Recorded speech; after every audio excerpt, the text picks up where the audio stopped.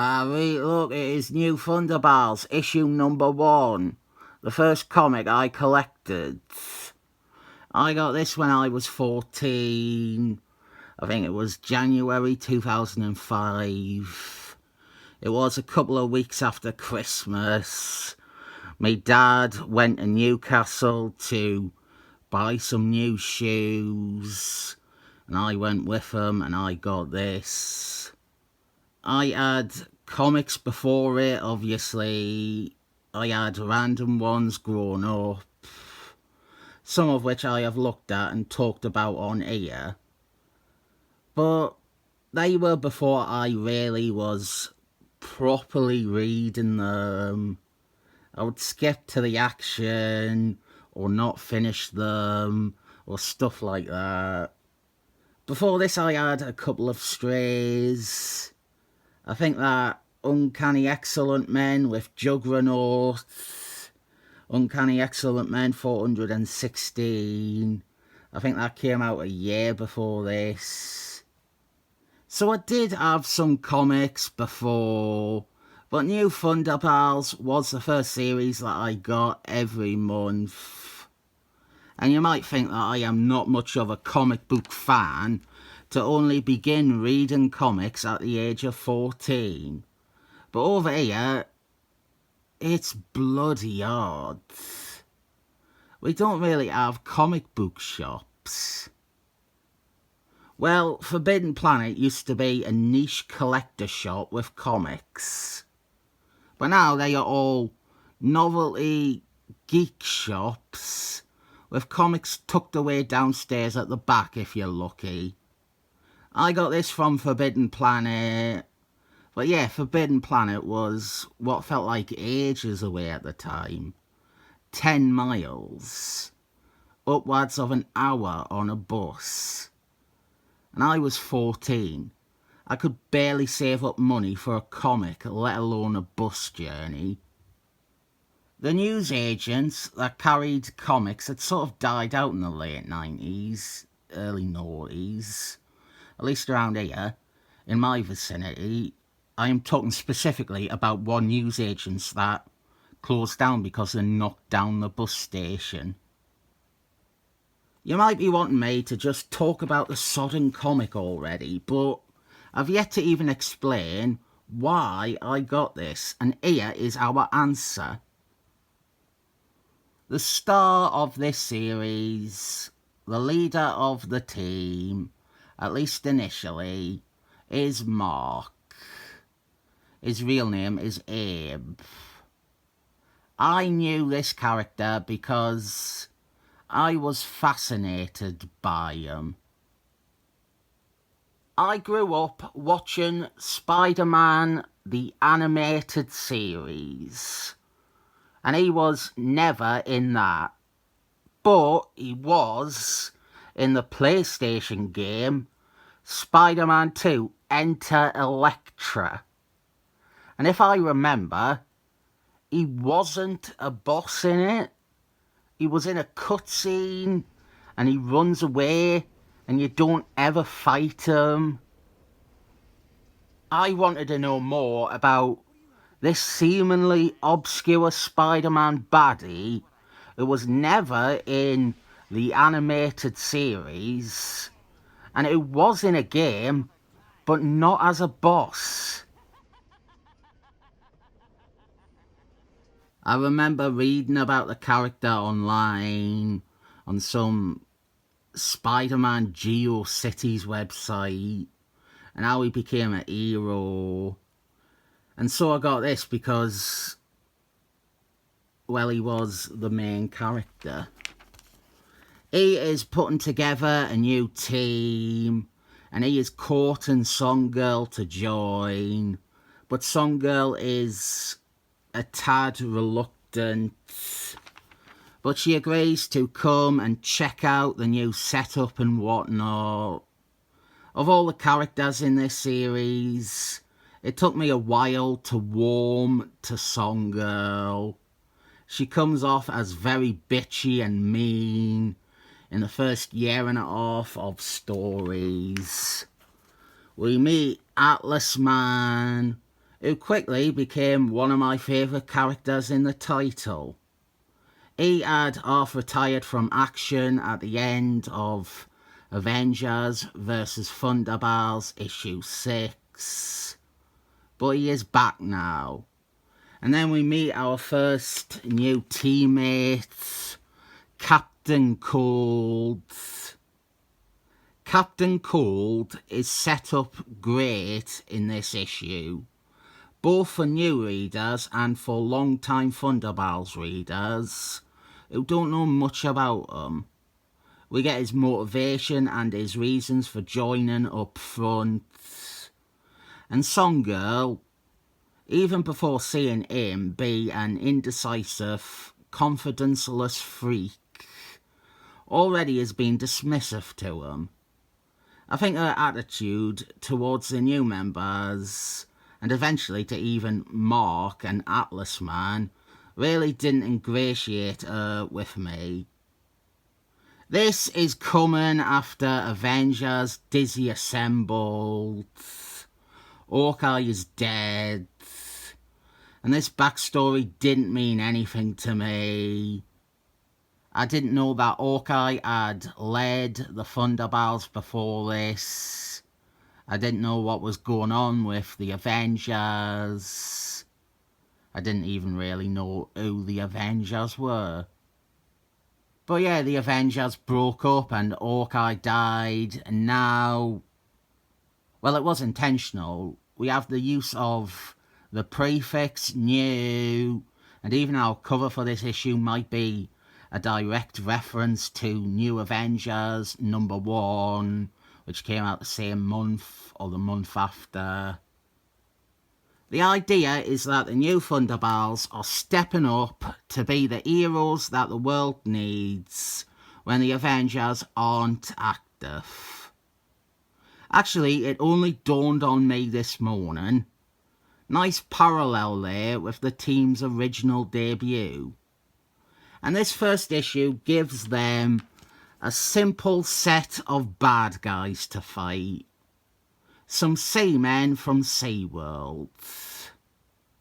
At the time I didn't know, but now I have come to appreciate that all these are actually seaman characters. They had all appeared before. They were just not that prominent. A lot of them come from Handmaster Erdland's run on Seaman in the 90s. But you don't have to recognise them to enjoy what we have here. They work as a good, generic opening threat to test the team. And since Captain Cold is our new member, we do get to see him in action. And this might be the closest we get to seeing him as a Thunderbolt before he gets tainted by Speed McGee's bullying. He is still indecisive and not very competent, but this is clay that could be moulded. Speed McGee comes along next issue and only chips away at what little confidence Captain Cold had. Captain Cold did genuinely want to improve his life and change his path before it was too late. But he wasn't strong-willed enough to do it on his own. And when you add in Speed McGee, even on his best days, Captain Cold was still always unsure of himself.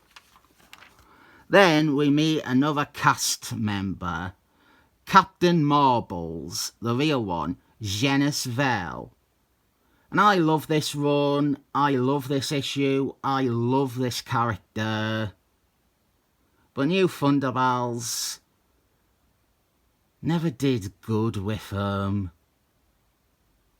Other than the House of Mert issue, and then the moment when he defeats David Tennant in issue 12. I don't feel like Captain Marbles, the real one, Genis-Vell, got either a good showing or much to do in New Thunderbolts. I also feel he is established unintuitively for a new reader. I didn't know who he was, I didn't know what his deal was, I didn't know about his past with the team or his relationship with Song Girl. Obviously, this year we see him flirting with Song Girl, but I didn't know they had met before. I didn't know that they had this past relationship / future relationship. I didn't know who Captain Marbles, the real one, Genis-Vell, was. And then after reading the issue, I still didn't. We don't see him again until issue 6. And after issue 6, he gets a redesign almost every 4 issues before dying in what would have been the 19th issue. Now, having gone back and read his 3 solo books, and having read his first appearances, I really like Captain Marbles, the real one, Genis-Vell. At Marvel, him and Monica Rambeau, they are the 2 that I truly think of as the real ones. Monica Rambeau is the hero who absolutely earned the name Captain Marbles. Genis-Vell, however, is the one who has the right to the name. It was his dad's name. He now has his dad's magic bracelets, which I cannot name because it really would sound like I am saying the N-word if I did. He has his dad's cosmic awareness, and he has all the links to his dad's mythology. He is the one motivated by living up to the legacy and history of the mantle. Monica Rambeau lives up to the legacy and history of the mantle 1 billion times more than Genis-Vell does. But Genis-Vell has a far greater tie to that legacy and history. So then we have this great scene where Atlas Man and Captain Marbles, the real one, Genis-Vell, they are by themselves, having downed one of the Seaman terrorists. And Atlas Man freaks out and starts pounding on Captain Marbles, the real one, Genis-Vell, because he thinks Genis-Vell is ganning to come between his 2 friends, Song Girl and Mark, and their romance, and that Genis-Vell, his presence will wreck the new team. It is a brutal beating. There's a good reason we don't see Captain Marbles, the real one, Genis-Vell, again until issue 6. I remember having some chats with my subscriber, Darth Knight, about how he didn't like the idea of taking Atlas Man and making him a hero because Atlas Man was intensely scary as a villain with how he could mercilessly beat the shit out of someone. Atlas Man was very sinister and imposing. Well, this was a scene that I sent Darth Knight. This and when Atlas Man fights Mr. Hind in Jeff Parkman's run, and his face is like covered with blood, his nose is bleeding. And I was happy to see Darth Knight realise he was a bit wrong, and that Atlas Man still had that savage quality about him. This issue ends with the reveal of one of our main bad guys, and that is Baron Hydra. Our ongoing subplot brewing is Hydra and SeaWorld are at war with each other, with everyone else caught in the middle. The story, or rather Hydra's involvement, ends up tapering off after issue 6, because at the same time there was a big Hydra story going on in Wolfman's title, but it doesn't feel too much like we had a story taken away from us here. I have been wanting to review this for a while, not just because it's a great issue and also what I would consider my first proper comic, but I have an entire fucking sequence planned. It is the most complex sequence of comics I have done. I mentioned in the unboxing video that New Thunderbolts, it got me to track down back issues because I wanted to see the characters like Mark and Atlas Man and Captain Cold when they were bad guys.